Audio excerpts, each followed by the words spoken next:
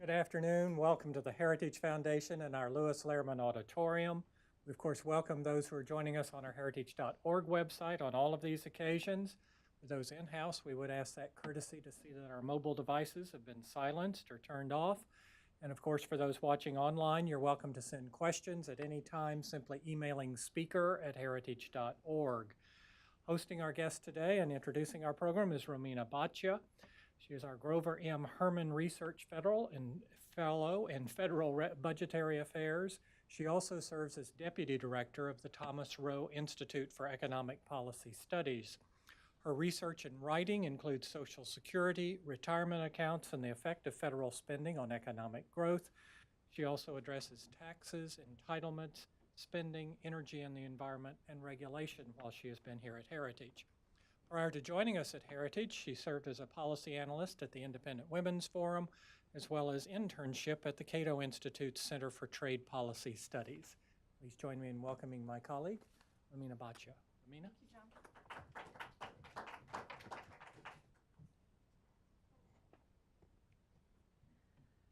Who would not want to earn more consistent investment returns, set up their business for success in our economy, and manage their personal finances to build financial independence, to provide for yourself and those whom you love? Not me, says hopefully no one in this room, unless you're a monk who has sworn an oath of poverty. I think all of us can learn something from Dan Nevins today. I'm so pleased to introduce the star of our show, Dan Nevins, author of Economics for Independent Thinkers. There's quite a lot in this book here today. There are copies available outside as well. Dan challenges mainstream economists to rethink some of their assumptions, especially in light of consistent failures to explain what's happening in the economy and failure to predict both recessions and their impacts over time, how long it would take to dig out of them. I'm excited to hear from him about some of these issues today. And he also tries to offer some tools for us to help us make better sense of the economic world around us and help us respond to it. Dan brings with him a wealth of information from more than 30 years in the investment field, including more than a decade at both JP Morgan and SEI Investments. He's perhaps best known for his behavioral economics research, which is all the rage today, as we know. His research was included in the Curriculum for Chartered Financial Analysts program and earned him recognition as one of the founders of goals-based investing. His economics degree is from the Wharton School of Business, and he also has a degree from the University of Pennsylvania's Engineering School.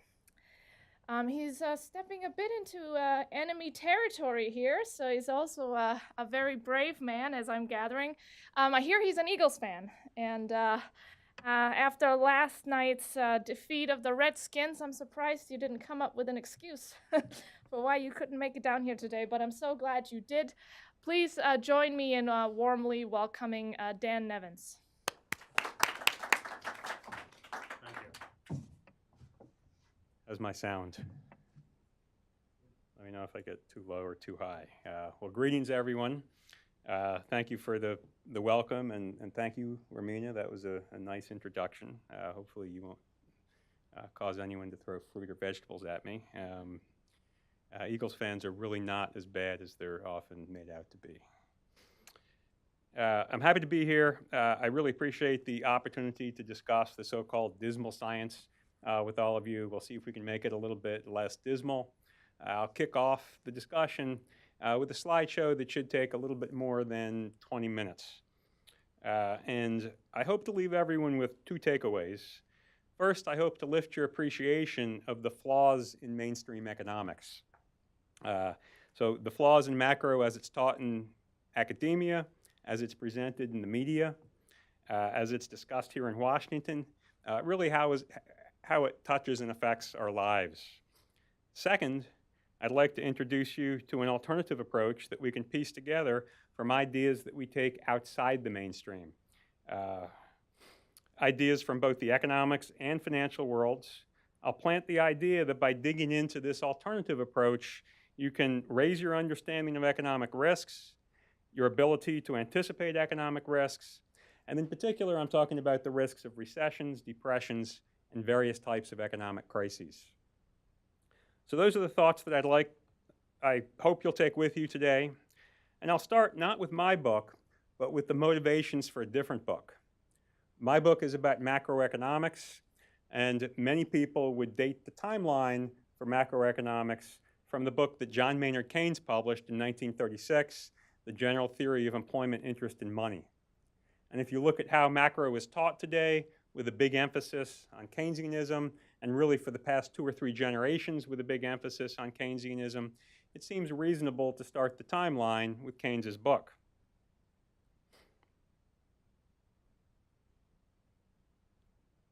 So I'd like to take everyone back to the very earliest moment in macro, which is when Keynes decided to write his book.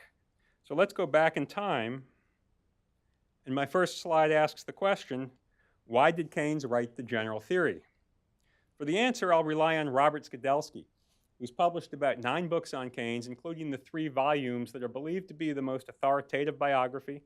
So Skidelsky is clearly a recognized authority on the topic. And my first slide shows what he had to say about the very earliest moment in macro. He wrote that Keynes invented theory to justify what he wanted to do. And what Keynes wanted to do was to convince the British government to spend more money. He wanted to see more deficit spending and more government borrowing. That's what Skidelsky meant by the second bullet on this slide. Supply the market system with enough demand to maintain full employment. That statement is, of course, the same thing as calling for more deficit spending. And Keynes had been pushing for more deficit spending for nearly 10 years by the time he published the general theory. From the second half of the 1920s, right through to World War II, he was writing editorials and meeting with public officials and asking, why isn't the British government spending more money? So again, if you accept that Keynes invented macro, then what Skidelsky tells us is that macro began not as a theory, but as an ideology. The ideology came first, and the theory was invented to justify it. So please keep that in the back of your mind as I run through my talk. I think that the origin of macro has a lot to do with how we got to where we are today, and I'd like to offer my 2 cents about where that is. So the next question I'm asking is, what has Keynes's invention delivered 81 years later? I'll suggest 5 lasting achievements of the Keynesian revolution. The first achievement is that Keynes gave us a catchword. It's 2 words actually, but the catchwords for Keynesian economics are demand shortfall. And what catchwords do is they communicate very efficiently to a group of people that you think as they do. Think of the word peace in 1969. Peace, man. With 1 word, you communicated to people that you were anti-war. Or think of a hashtag. If the earliest Keynesians had access to Twitter in 1950, when there was so much excitement about this new theory, hashtag demand shortfall would have followed every Keynesian tweet. So whether you're an economist or not, you can use the catchwords demand shortfall to signal that you're a Keynesian, to make your ideology known. The second achievement is that Keynes gave us a battle cry. Most big movements have battle cries, and the Keynesian battle cry has to do with spending money.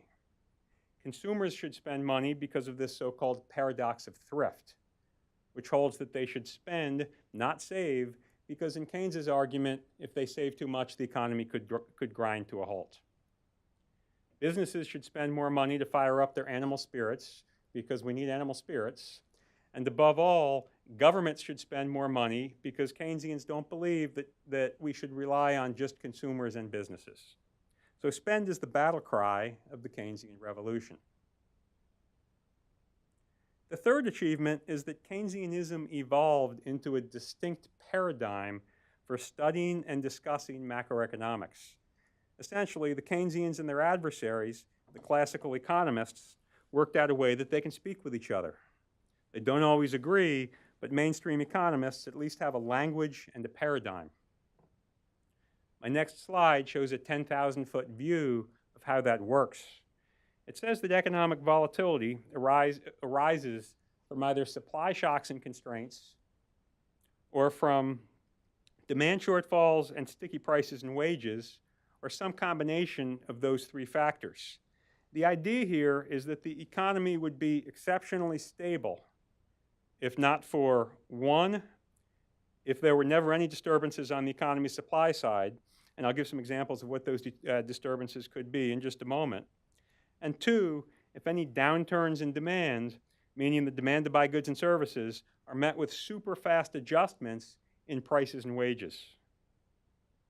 So think of businesses slashing prices to make sure they can sell just as many things after the demand disturbance as before, and then think of those same businesses then slashing wages to make sure that they're still profitable and that they don't have to reduce their workforce. Mainstream theory holds that the economy would always roll along almost perfectly if you didn't have any supply shocks and constraints, and if you didn't have sticky prices and wages, meaning prices and wages that do not adjust rapidly in response to fluctuations in demand. This framework has some value, in my opinion. Most importantly, that it can help move the discussion along. But it also throws a few significant obstacles in the way. And I'll discuss those obstacles in just a moment. First, I need to get through the fourth achievement of Keynesian economics, which is what I call a training guide for non-economists. What do I mean by that? First and foremost, John Maynard Keynes wanted to influence public policy. And to do that, he and his followers needed to get people to support them. They needed to get the public on their side. Probably most importantly, they needed the media on their side. But you can't just stand in front of lay people and work through core Keynesian theory, core Keynesian models. There's too much math, too much abstraction.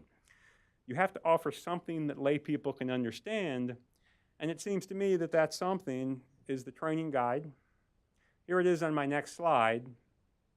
The 3 steps to the training guide are actually a combination of 2 related processes that I describe in my book. And what they do is to give people instructions they can follow to figure out what's wrong with the economy at a particular point in time. Step 1 is to consult an economist to tell you how strong the economy should be.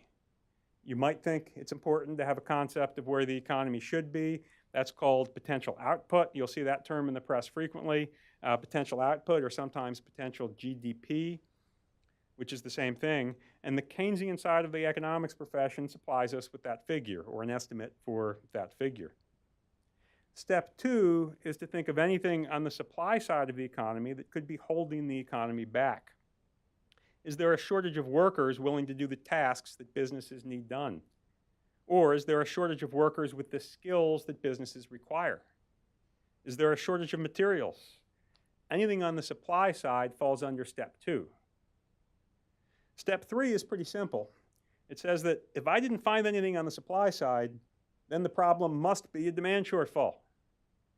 Now, if I'm going to be critical of this process, and I am, it's mostly on that 3rd step, which I would say is a little bit vague, and frankly, I would say it's also a little bit trivial. It's vague because it's a catch-all. It doesn't say anything besides what you already know. People aren't spending as much as you think they should be spending. And it's trivial because it's not so much a diagnosis as it is an absence of a diagnosis. I couldn't find anything else, so obviously we must have a demand shortfall. The lack of new information in that diagnosis explains why I started my list of Keynesian achievements as I did. I think that above all, the term demand shortfall is mostly a catchword, or at least it's more of a catchword than it is a true diagnosis.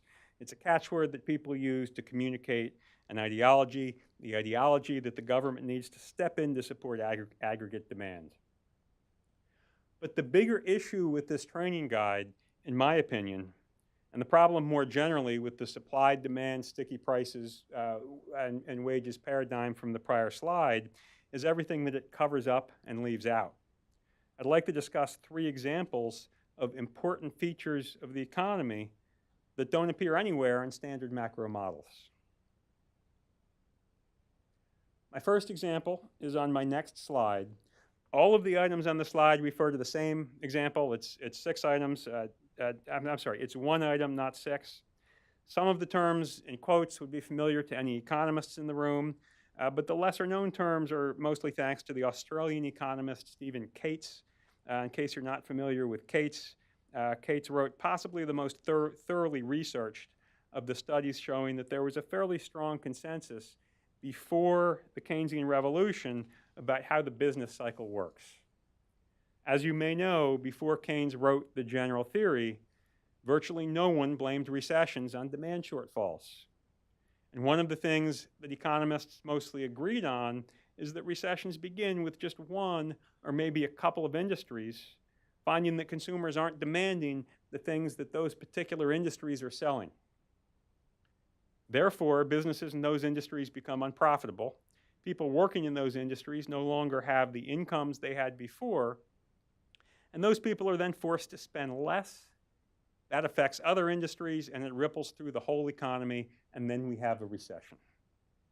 The modern term for what I'm talking about is coordination problems. It's the very obvious notion that businesses make mistakes. Businesses don't produce the exact mix of goods and services that people demand at every particular point in time. In the 1800s and the early 1900s, economists had many different words for coordination problems. They were a big part of how they explained the business cycle. They saw recessions and depressions as giant chain reactions that begin with problems in a particular industry or industries. Think of housing and housing finance in the last recession, or think of tech and telecom in the recession before that, the 2001 recession. The typical classical economist would have said, yep, that's right, that's where the recession began, in housing or in tech and telecom. That's what started the chain reaction. It was mistakes and miscalculations in one segment of the economy, which then propagated through the whole economy. Businesses were building and making things that could not be profitably sold. So what about mistakes and miscalculations in today's standard macro models? Well, some economists talk about coordination problems, but that's a side activity that does not find its way into the standard models. And that includes heavily used models, models used by central banks for policy purposes, for example. In the standard models, there's no such thing as coordination problems. Businesses are assumed to know exactly what their customers would like to buy, and then they produce and successfully sell those items both instantaneously and profitably at all points in time. Or another way to say it is that the authors of mainstream models assume that businesses are omniscient and never make mistakes. And that's a problem because if we observe real-world volatility, it seems pretty obvious that businesses are a big part and business mistakes are a big part of that volatility.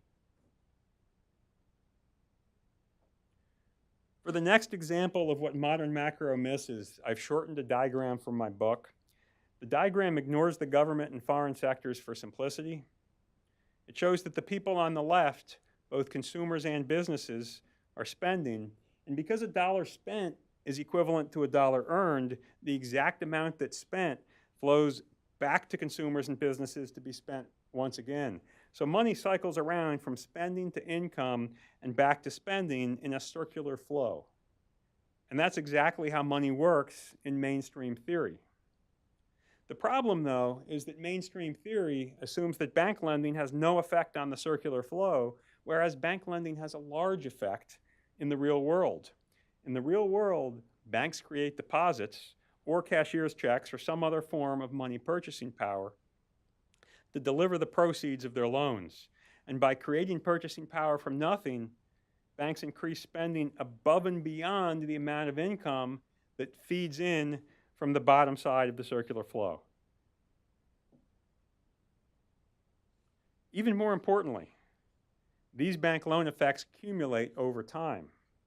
So if we say that the lower diagram is the current time period, or period 1, the next slide shows that period 1's new bank credit is now part of the circular flow, or at least a portion of it. And then it gets joined by period 2's new bank credit. And then periods 1 and 2 join period 3's new bank credit, and the flow gets fatter and fatter. In my opinion, and also backed by research in my book, this process is a huge contributor to economic volatility.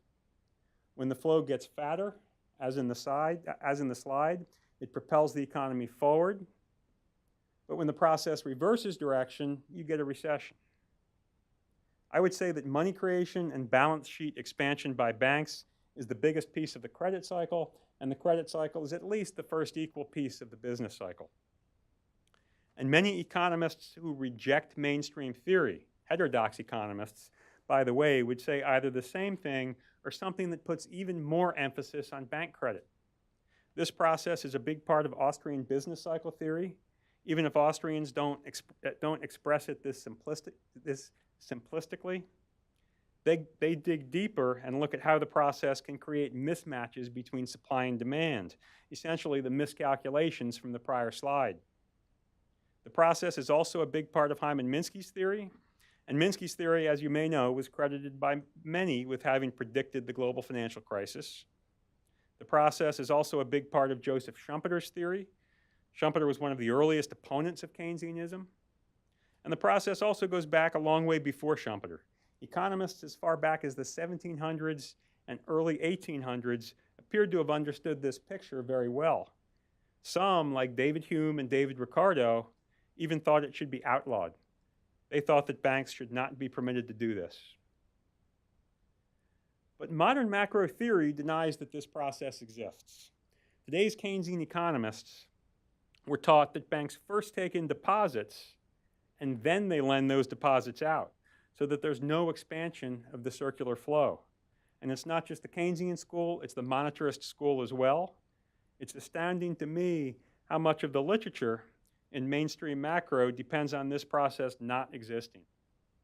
All of the standard models either leave out banks entirely or they include them in ways that are inconsistent with this process. Both the core textbooks and supplementary books describe bank lending differently to this. Countless papers, many seminal papers, both theoretical and empirical, assume that bank lending works differently to this and draw conclusions on this basis, or on that basis. So I would say that this is a threatening picture. It's an uncomfortable picture. It's not welcome in certain places. I wouldn't be welcome in those places for claiming that it's actually very meaningful. But if you choose to take your information from people who are involved in bank lending or who observe bank lending from up close, not far away, but from up close, I think it's consistent with what you'll be told. Now, maybe because this picture is uncomfortable, what I found is a reluctance to engage and discuss it. I've studied the literature, I've reached out to people, I've looked all over the web. I've yet to find a reasoned and well-supported rebuttal from the community of mainstream economists. So, for example, in just a moment, I'll talk about a Bank of England report that supports this picture. This is a report that was published in 2014 and got a fair amount of attention because it was from the Bank of England, the world's second oldest central bank. If anyone understands banking, it should be the Bank of England. Well, the report said that textbook money and banking theory was all backwards. It supported the picture on this slide. After the report came out, I looked all over the web to find a reasoned rebuttal. I found a handful of rambling blog posts. I found a few brief statements that it doesn't matter that the textbooks have banking backwards, there's nothing to see here. And there were a few posts that denied something completely different to what the Bank of England had actually written. But there was nothing that I would say hung together as a reasoned and well-supported rebuttal to this picture. Now, one of the defenses that mainstreamers use against this picture is to say that people like me must be off their meds, and then they move on to another topic. And it's kind of easy to make that link between this picture and my mental health. Because when I say that banks can create money from thin air, even though I'm just describing one piece of a commercial bank charter, it sounds like I believe in magic. Only magicians make things appear from thin air, right? Just to give one example, the defense that I'll call the lunacy defense is exactly what Paul Krugman used when Steve Keen pointed out a few years ago that one of his papers botched this process. Krugman called anyone who thinks as Keen does monetary mystics. That was the title of a series of blog posts that he wrote, Monetary Mystics. So that includes Minsky and his followers, Schumpeter and his followers, the whole Austrian school, a ton of classical economists, and even John Maynard Keynes from the book he wrote before the general theory, before he completely changed his message. It was when Keynes changed his message and wrote his final book, The General Theory, that he essentially set the Keynesians down this path of building models without bank credit cycles. So according to Paul Krugman, who completely bought into Keynes's revised message, all of those people I've just listed are monetary mystics. And I did think twice about singling out one person, by the way, but I chose one who picks on other people frequently. I decided it's okay. Also, Krugman's articles were a perfect example of the mainstream view. He said that banks cannot create money from thin air. He said that they can only lend out the money they first receive in deposits. In other words, he said that the deposits come first and then the loans follow. Now, if that were the case, then for one thing, bank charters wouldn't be written as they are. But for the purposes of my slideshow, if Krugman were right, then you wouldn't have this picture. And it took a bunch of commenters and bloggers who were actually familiar with bank lending to get Krugman to stop making fun of them. And then later, the Bank of England weighed in with the report that I mentioned earlier and said that the practitioners and the heterodox economists have it right and the textbooks have it wrong. Money creation, the money multiplier, bank reserve management, it's all backwards in the textbooks relative to how money creation and bank lending work in the real world. So in my book, I explain the Bank of England view, which is also the real world view, and I discuss the history, I look at the data, and I present a few approaches to determining what this picture means for economic risks.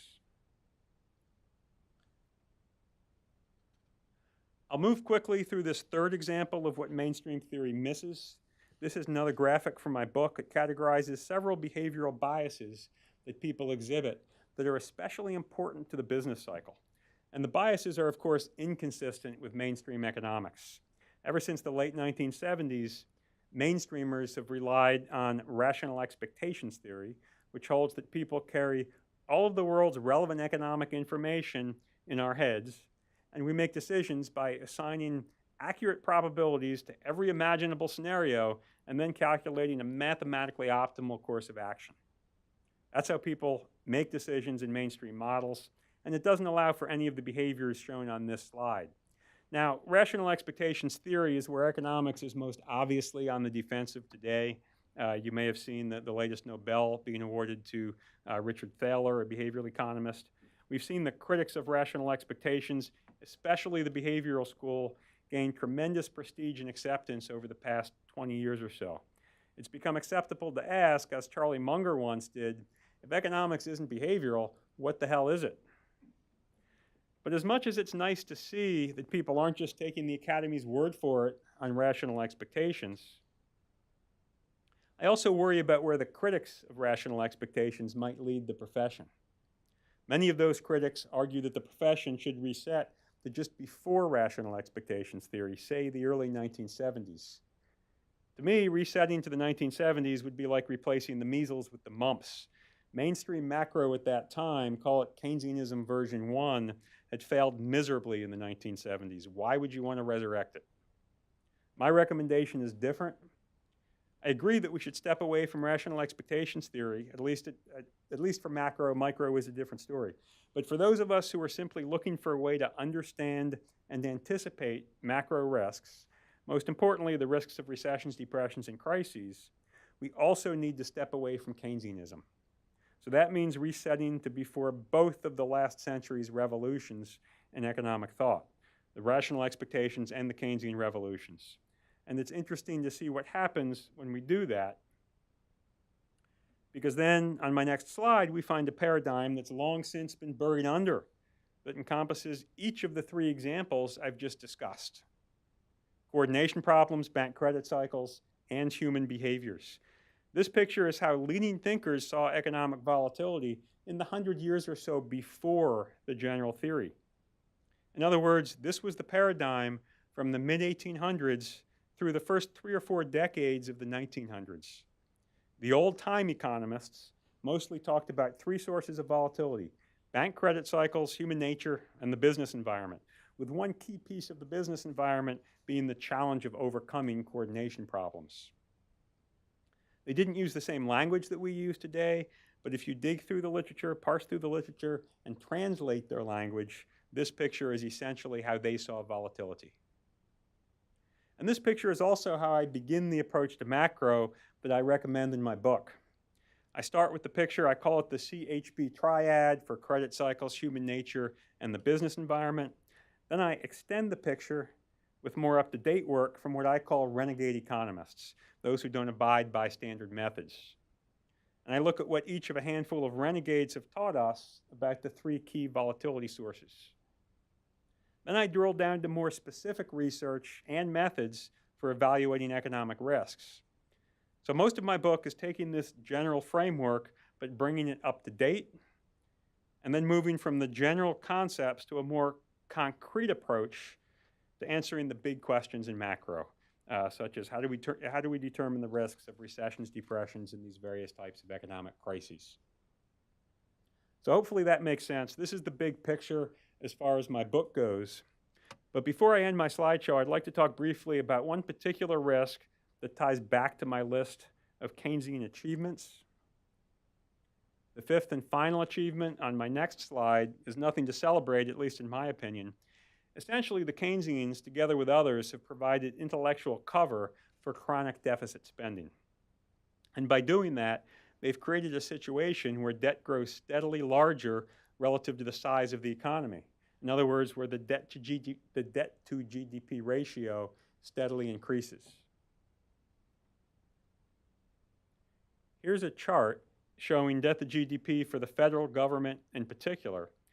It shows that until modern times, debt grew faster than GDP only in periods of great distress and mostly in wars. When you exclude defense spending, which of course always spikes higher in wartime before correcting after the war ends, the government almost always ran a strong budget surplus, that is, a budget surplus x defense spending. But the jump in debt over the last 40 years or so, which I've extended forward using my own projections, is nothing like the past. It's different because deficit spending is no longer a reaction to war. It's now a deliberate economic policy recommended by many economists, and it can't be reversed anymore with a peace treaty. Now, there are different ways to interpret the debt trajectory. I think of it as a big experiment. In my book, I call it the Keynesian's gigantic gamble. And I believe I've managed to put together a few pieces from the puzzle of how the gamble might play out. Without going into too much detail, I wanted to mention one of those puzzle pieces, which is a research project that the Center for Independent Studies published in their policy magazine a few years back.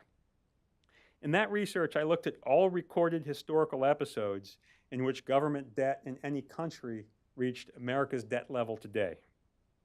There were 63 episodes in all. That's 63 times that a country ran its gross public debt as high as America's gross debt today, which is about 105% of GDP on a gross basis. And what the 63 episodes show is that there are only a few approaches that countries have successfully used to reduce their debt ratios. For large countries in particular, there were only two approaches. They either restructured their debt by reducing payouts to creditors. That's approach number one. It applies to 11 high debt episodes. Or approach number two is that they balanced their budget. And that applies to 9 high debt episodes with a little bit of overlap with the first category. There were 17 large countries in all. There are no other ways that large countries have reduced a debt to GDP ratio as high as America's today.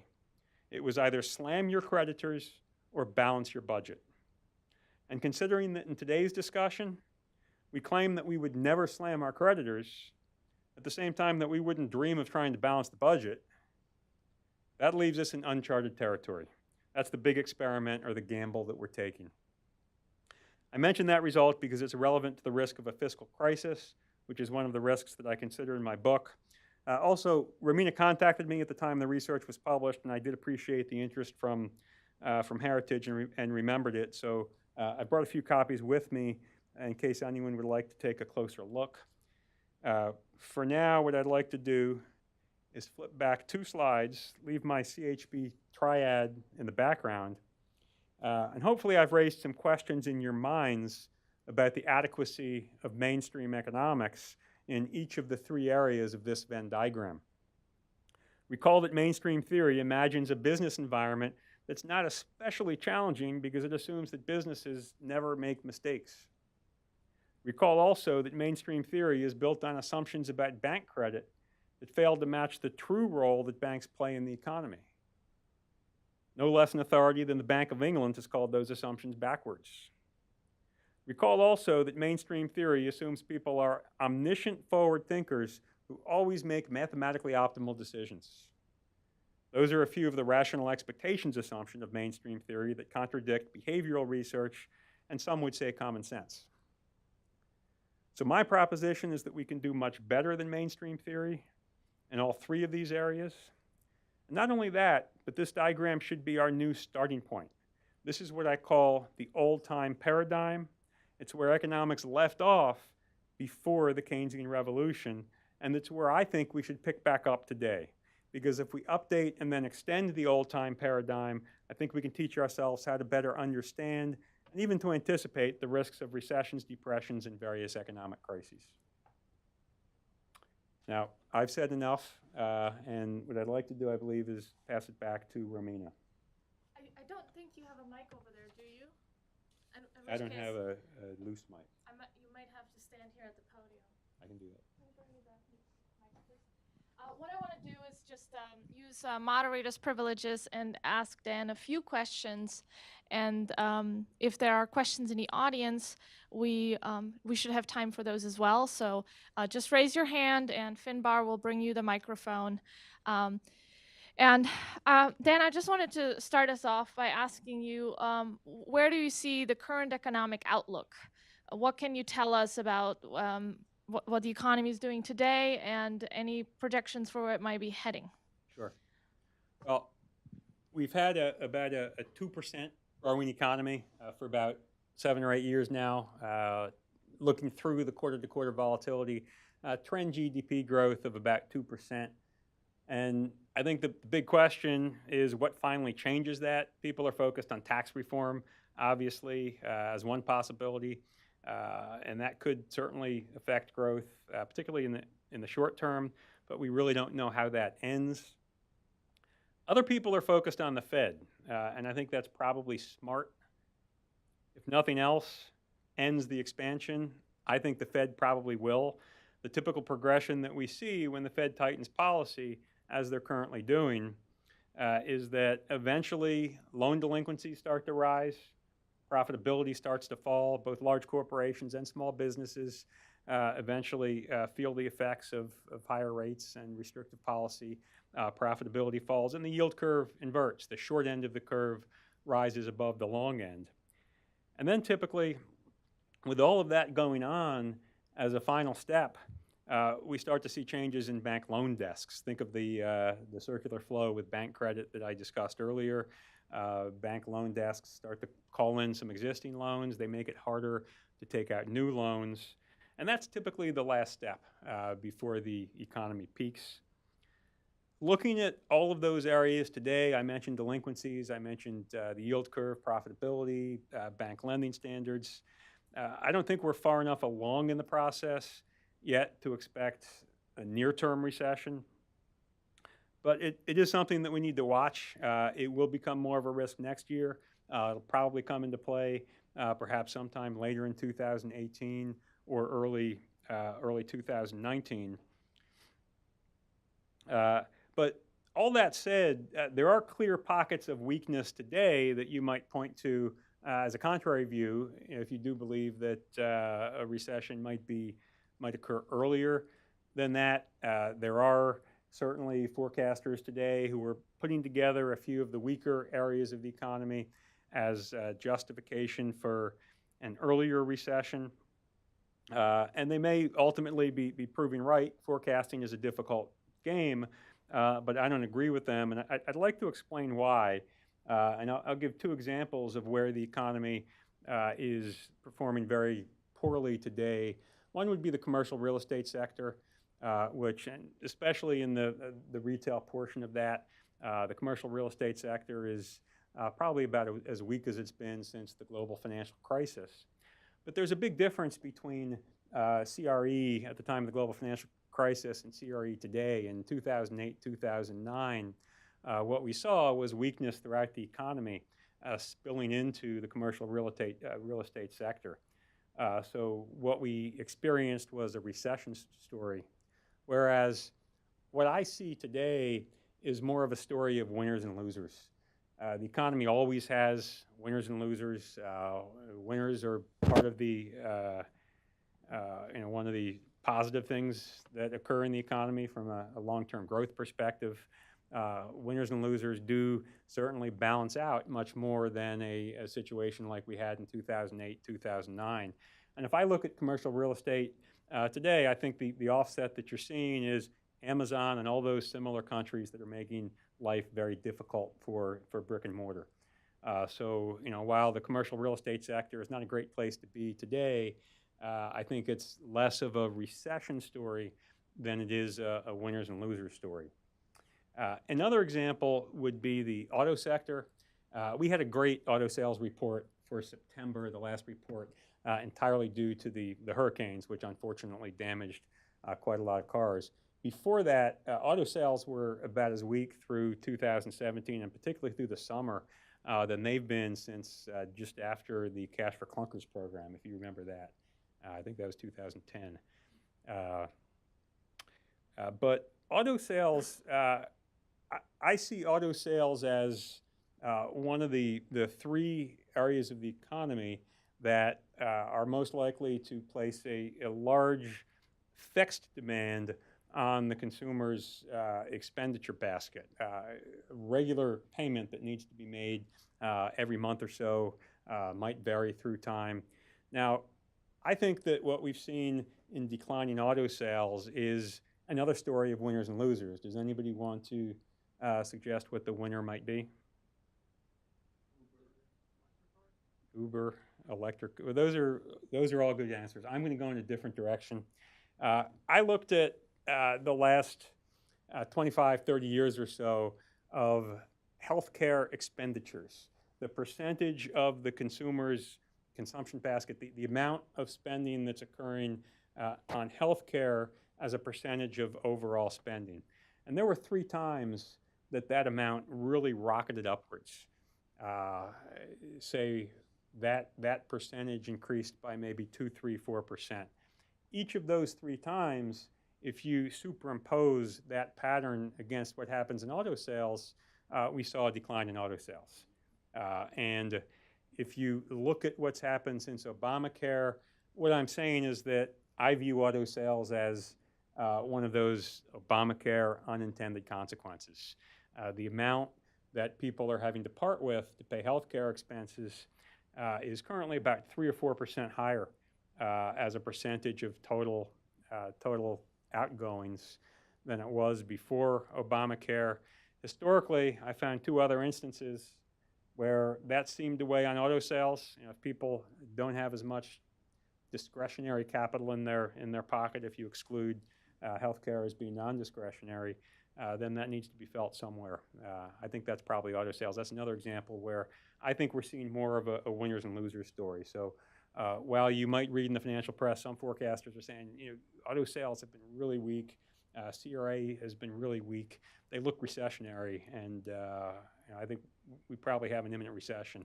I don't see it as a recession story. I see it as more of a winners and losers story. Did you still want to do the question? My name is MD Kori. I am US Bangladeshi American. I'm from Maryland. Actually, I will not make a question, but I make a question like things. Before Keynes, there was also macroeconomics, but that is classical macroeconomics.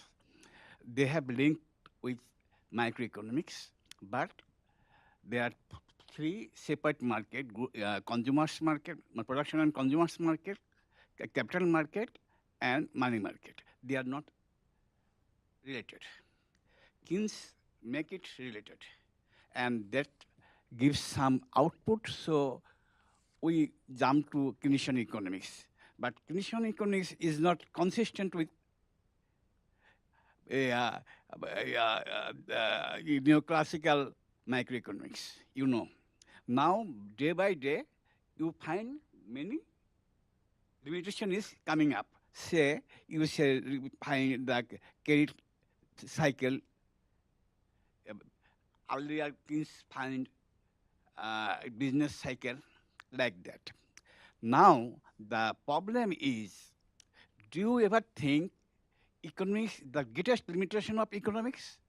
That is there any capital distribution theory in economics?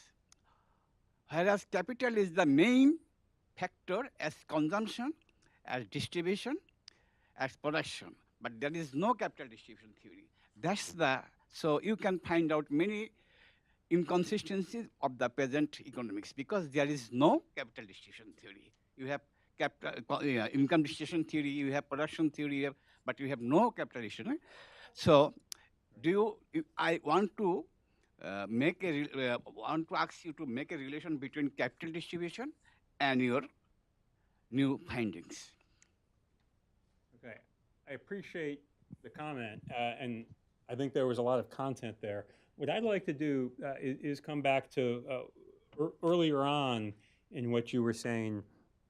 You made the point that some of the aspects of the economy and the theories that had been proposed before Keynes didn't necessarily connect into a single whole, whereas Keynes is often credited with truly connecting those theories. I'd like to speak to that for a second. It does tie in, I think, to one of my slides. And the first thing I would say is that, and I think many people do understand this, Keynes himself, the book that he wrote was actually a very poor blueprint for Keynesianism. There are many different interpretations. When we talk about Keynesianism, we're referring to the work that was done, at least the early Keynesianism, Paul Samuelson, Hansen, Hicks, a variety of economists who tried to take Keynes's words and put them into equations. And this early Keynesianism, the early Keynesianism, if we go back, I went back earlier to what I call the earliest moment in macro, because some people do credit Keynes with, they think of macro as everything after Keynes. I went back to the earliest moment in macro. If we go back to the very earliest model in macro, that would be the ISLM model. That was the first time economists took what Keynes had written in the general theory and tried to put it into a mathematical framework for, as you pointed out, combining the different parts of the economy that hitherto had been disconnected in theory. But what I would argue is that what happens, so very earliest moment in macro modeling, let's go back to the very earliest assumption. The ISLM model is based on this notion that you have a relationship that determines lending in the economy, and then you have a separate relationship, an independent relationship that determines money in the economy. Now, I said earlier that in the book before the general theory, Keynes recognized the bottom side of this picture. He recognized that the lending process feeds into the circular flow, and then he changed his tune. His followers, who built this ISLM model and made this very earliest assumption in macro, did the exact same thing. They said that we're going to build a model that assumes that money and credit are completely independent. And by doing that, we can blend together these different pieces of economic theory that prior to that had been separate. The problem with that is that money and credit are not independent. What these early economists were using is they were jumping on this notion that, well, deposits come first and then the loans come after, so we can treat money as one thing being managed exogenously by the central bank, and then we can treat lending as something that's entirely independent of money. That was the very earliest assumption in Keynesianism. It led to the ISLM model, which fed into most of the other primary models of the first version of Keynesianism. It fed into, for example, the aggregate supply, aggregate demand model. So you're beginning to build this hierarchy on top of a piece at the very bottom layer, this first assumption that I would argue is completely inconsistent with what we actually observe in the real world. They took a shortcut that doesn't match up with reality. You can continue the conversation after. I want to leave room for other questions too because we don't have much time. Okay, I'm sorry, sir. Can you please hold it until after the discussion and then he might be around for I'd be a few happy more to minutes, talk and to you we later. can chat.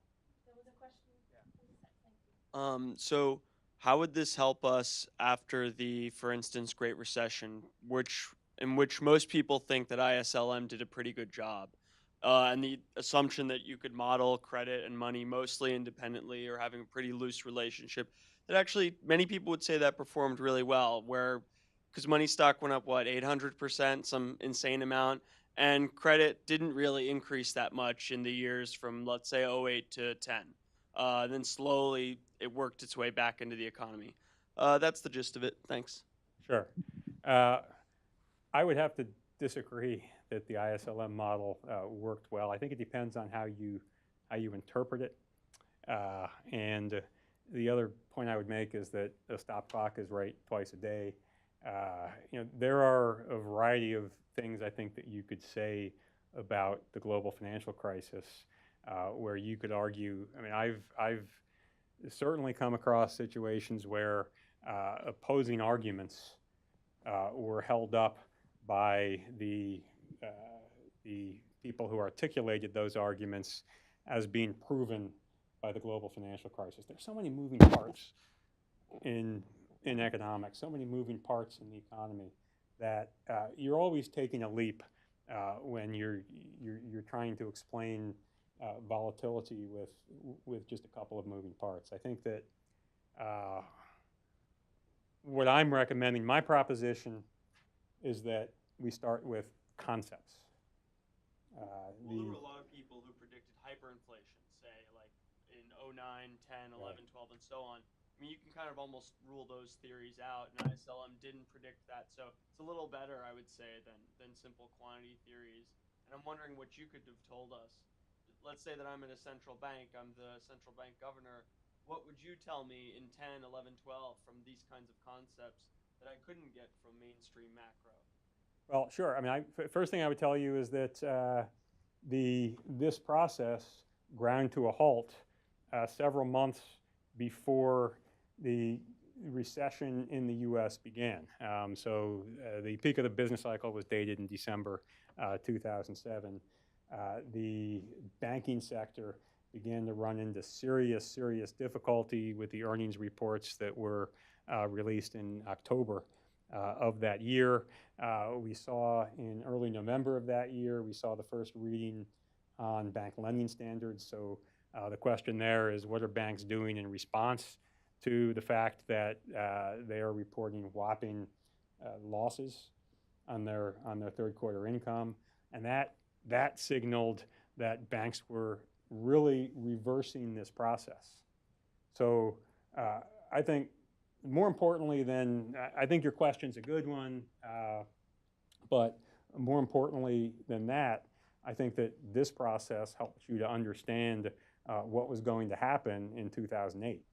Okay, so my recession call came out in November, after we saw what had happened in the banking sector as far as the income reports in the third quarter and the lending standards. November '07 or November '07. November '07. You had said something else. I can't. What would you recommend to the central bank at that time? Ooh. So we're in this is a lot of Keynesians will say, well, Keynesian Sure. tells you what to do after the recession, whereas a lot of other theories don't give you a good guidebook for dealing with this. Sure. So what do you tell me to do after the recession? I wanted to speak to your comment that there were a lot of theories that predicted hyperinflation.